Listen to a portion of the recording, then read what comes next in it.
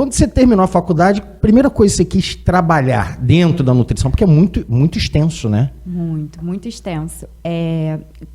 Na UFR, eu fiz o UFRJ, né? E os 2 últimos períodos da UFRJ são todos voltados para estágio. Então, eu tive a oportunidade de estagiar nas principais áreas, assim, da nutrição, né? Hospital, restaurante, parte científica também, laboratório com pesquisa, trabalho com gestante também. E o estágio no hospital foi o que mais me chamou a atenção. Foi o que eu mais gostei. Assim, era realmente assim, algo que me encantou, porque às vezes, né, a gente faz a visita ao paciente, dá a nossa avaliação, mas ele está num estado, né, tão delicado, um momento tão delicado da vida dele, que é muito gratificante você levar um pouco de alegria, sabe, para aquele dia. E eu falei assim, quero trabalhar com isso. Então, quando eu acabei a faculdade, eu decidi até que eu queria fazer residência, que residência em hospital, semelhante, é muito conhecido pela residência médica, a médica. Né? Mas existe a residência multiprofissional também, que aí engloba nutrição, fonoaudiologia, né? Outras áreas da saúde. E eu comecei a estudar para isso, né? Que é um concurso público. Comecei a estudar, mas em paralelo eu fui também distribuindo o meu currículo, né?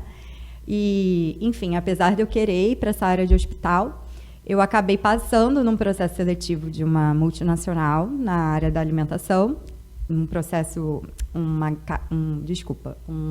cargo de trainee. E aí entrei para essa multinacional. Quanto tempo que eu não escuto essa palavra trainee? É porque eu saí desse meio empresarial, eu não lembrava que essa palavra existia, trainee. Trainee. É verdade. É bem antigo. Não, ainda se usa bastante. Eu usa. É que estou fora desse meio empresarial e tal. É que eu já saí também. E realmente, as pessoas que eu tenho contato, eu não tenho mais escutado. Não é impressão minha, não, tá? Eu verifiquei que é um fato. As pessoas estão indo menos para a faculdade. Você tem percebido isso? Muita gente termina o ensino médio, se especializa em alguma coisa e vai trabalhar. Então, a gente está tendo realmente uma queda. E aí, a gente não tem mais contato com pessoas que estão entrando. Pô, estou me formando, vou entrar como trainee na empresa. Não tem mais isso, né?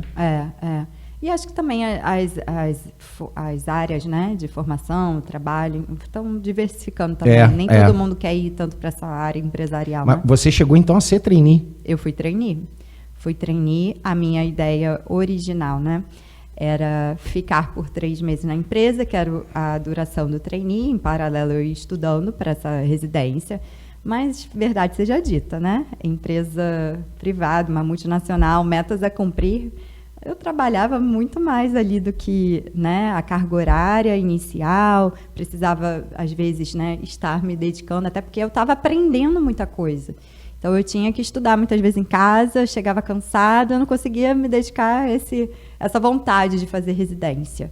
E aí, eu acabei abrindo mão um pouco, né, dessa ideia e continuei na empresa, porque depois eu recebi propostas e tive muitas propostas lá dentro de crescimento. Foi uma fase que eu aprendi muito, mas, sem dúvida, era uma área da nutrição que eu não curtia tanto. Né? Trabalhava muito mais com restaurante, então com gestão de cardápio, gestão de compras. Que não é simples, né?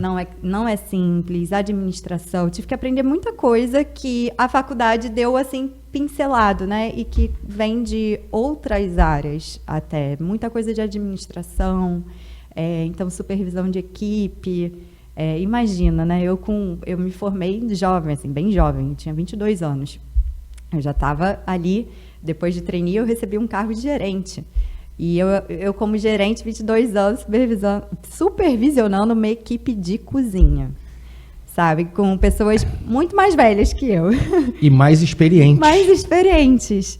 Então, assim, até desenvolver, né, essa parte emocional, sabe? Para gerenciar, liderar a equipe.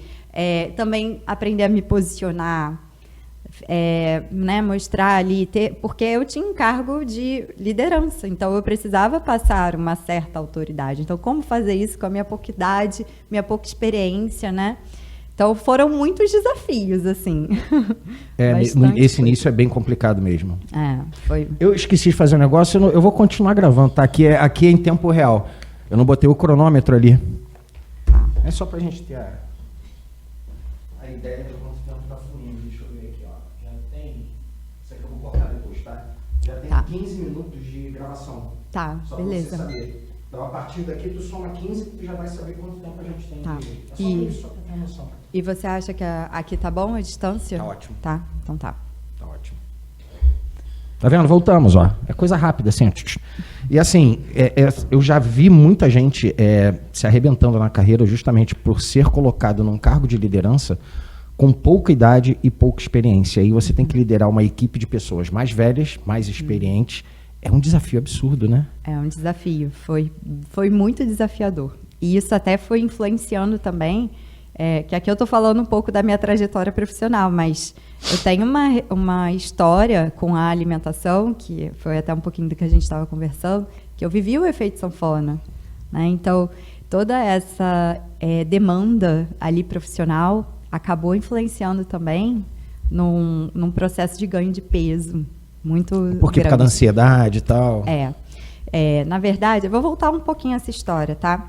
Mas quando eu parei o balé, quando eu parei de dançar, pro balé eu não estava assim tão magra, né? Mas para a vida, digamos assim, fora do balé, eu era uma pessoa muito magra, saudável, né? Saudável até certo ponto, você vai entender por quê. Mas era saudável, porém muito magra. Só que quando eu parei de dançar, foi como se eu tivesse tido uma sensação de liberdade. Liberdade, eu ia falar isso agora. Balé ensina muito de disciplina, né? Então, imagina, eu treinava 6 a 8 horas por dia, eu era super disciplinada com a alimentação, assim, eu era super regradinha, fazia coisas da minha cabeça, né, para conseguir ficar magra, mas era disciplinada. Só que isso tem uma consequência grande. Porque é um preço a se pagar, né? É um preço a se pagar, porque eu me restringia demais. Então, por exemplo, quando eu vi uma barra de chocolate, às vezes no final de semana, eu devorava. Eu não conseguia comer um quadradinho, né? E aí, quando eu parei de dançar, isso já na faculdade de nutrição, foi aquela sensação de liberdade. Então, eu passei anos da minha vida no recreio do colégio sem poder comer o traquinas, que as minhas amigas comiam, né? Mas, quando eu parei de dançar na faculdade, eu comprava o pacote de traquinas. Eu comprava o doce da moça que vendia na saída do bandejão, sabe? Então, eu comecei a comer tudo que eu queria, né? É como se você quisesse meio que recuperar um tempo perdido, né? Exato, né? E sentir aquele prazer. E eu lembro até de uma vez que ficou muito marcado para mim, assim, uma semana depois que eu parei de dançar, mais ou menos, era aquele período de férias de colégio, né? Minha irmã estava de férias, eu tenho uma irmã mais nova, minha mãe, coincidentemente, estava de férias também, e a gente resolveu ir no cinema, ver até aquele filme da Hannah Montana, né? Aí eu fui com elas, porque eu também era uma coisa que eu não conseguia fazer, eu estava sempre no balé, eu estava sempre treinando. Quando eu cheguei no cinema, cara, eu falei assim, eu posso comer pipoca, eu posso tomar Coca-Cola. Eu nem gostava tanto, porque eu não fui criada com esse hábito da Coca-Cola. Mas eu falei assim, eu posso comer chocolate também, se eu quiser. Então, eu comi tanto. Na época, eu não tive percepção disso, né? Hoje, como profissional e sabendo o que isso representa, é uma relação transtornada com a alimentação, total. Não chegou a ser um transtorno alimentar, mas eu tinha uma relação transtornada com a alimentação.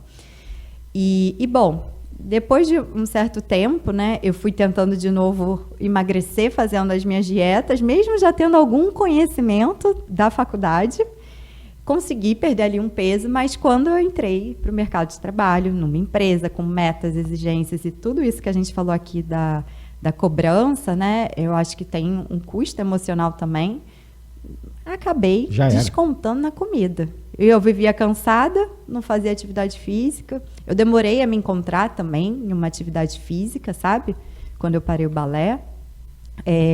Acho que talvez todo mundo, assim... Bailarina não é atleta, mas eu acho que, pelo menos... Para mim desculpa, mas não é considerado por conta de ser uma arte, né? Sim. Mas a gente não treina deixa como de um ser. atleta, com Eu certeza. tenho um amigo meu que tá para vir aqui, ele é personal trainer, e ele fala muito, dá o exemplo do Cirque du Soleil. São atletas. Quem tá lá no Cirque du Soleil são atletas. Que você mantém um físico daquele, elasticidade e agilidade. Cara, Não, e com manter certeza. o corpo. Cara, são E atletas. é quase o cuidado com o corpo é quase não sei se eu posso usar esse termo, culto, será? Mas assim, você Sim, tem que pensar eu concordo. muito bem, né? Você tem que dormir muito bem, então você pensa no cuidado desse corpo de uma forma diferente mesmo, né? Mas se você falar para uma bailarina que ela é atleta, ela vai jurar de pé junto que ela não é. Gente, mas, assim, em termos de esforço físico, é o que você falou, usou pra mim a palavra perfeita. O culto ao corpo ali naquele momento em que ela tá, durante aquela fase da vida que tá se dedicando ali, pelo amor de Deus, aquilo ali Tem atleta que não se dedica tanto quanto uma bailarina, por exemplo. E essas privações que você falou, imagina isso na cabeça de uma criança de 8, 10 anos. Tô tentando imaginar você aqui vendo tuas coleguinhas comendo traquinas e não poder. Por quê? Não tem dinheiro? Não, é porque eu tenho que manter o... Gente... Não, eu sempre, eu acho que o balé me ajudou com isso, né? Mas eu tive sempre uma característica forte, assim, de ser disciplinada com o objetivo que eu tinha. Então, eu não lembro de sofrer, porque eu tinha muito certo para mim, cara, eu quero ser bailarina. E se é isso que eu preciso fazer para ser bailarina, Que se dane. Entendeu? Não vou comer, né? Mas é claro que eu acho que isso vai deixando uma marquinha, né? Óbvio. É uma marca Tanto grande, né? Que depois virou o que virou, né? De eu comer todos os dias, quase na faculdade, um pacote de traquinas. Né? E sem aquele senso, né, de, eu fazia isso para me manter magra, mas não pela minha saúde, não tinha muito essa preocupação, né? Não é um cuidado com a saúde. Porque hoje em dia, o que me faz, por exemplo, não comer um pacote de traquinas... pela saúde. É porque eu sei que esse não é um alimento que faz bem para minha saúde. Isso guia muito as minhas escolhas. E não é um alimento que faz sentido. Não é um alimento que eu goste tanto assim. Agora, é claro, chocolate eu gosto. Mas na época da faculdade, eu acho que é mais o que o traquinas... Falando traquinas, estou falando qualquer biscoito recheado. Alô, paulistas, biscoito. Bis não, biscoito. Nada de bolacha aqui, não. É o que o traquinas representava para você. Não só o traquinas, mas qualquer biscoito recheado.